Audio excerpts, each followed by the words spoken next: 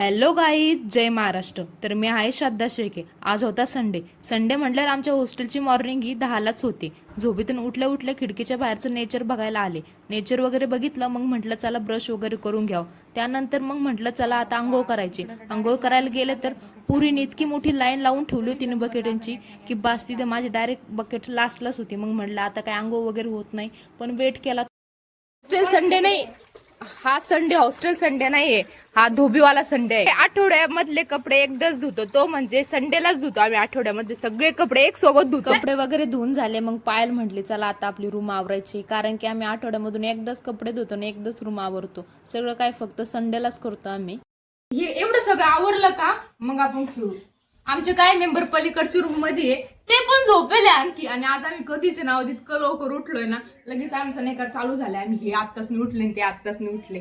आम्ही कशासाठी लवकर उठलोय माहितीये का, आम्हाला कॅन्टीनला पाणीपुरी खायला जायचं, त्यामुळे मग आम्ही तिघींनी पण रूम आवरायचं मनावर घेतलं, कारण की रूम इतकी अस्तव्यस्त झालती ना. सर्वात पहिले तर आम्ही झटकून घेतली रूम, झाडून वगैरे घेतलं, मस्त स्वच्छ पुसून घेतलं. मग नंतर एवढ्या मोठ्या कपड्याच्या घड्या घालायच्या होत्या, सगळीकडे कपडे अस्तव्यस्त पडले होते, ते व्यवस्थित दिसत नव्हतं.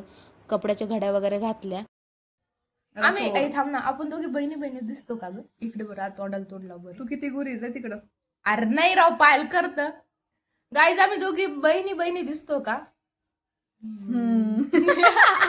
त्यानंतर मस्त देवाची देवपूजा केली. मग निघालो आम्ही कॅन्टीनला पाणीपुरी खायला. कॅन्टीनला गेलो, मस्त पाणीपुरी वगैरे खाल्ली आणि मग निघालो आमच्या परत हॉस्टेलला आलो. मग म्हटलं आता चला अभ्यास करावा लागणार आहे, कारण की लई टाइमपास केला आज. मग अभ्यासाला बसलो. अभ्यास आम्ही जास्त वेळ काही बसत नाही बरं का, अर्धा तास अभ्यास केला. मग अभ्यास करून आम्ही खूप बोर झालतो. मग म्हटलं चला एखादी रील शूट करू. रील शूट केली आम्ही, बघा कशी झाली आहे. किताब खोलो, किताब खोलो, पढ़ो.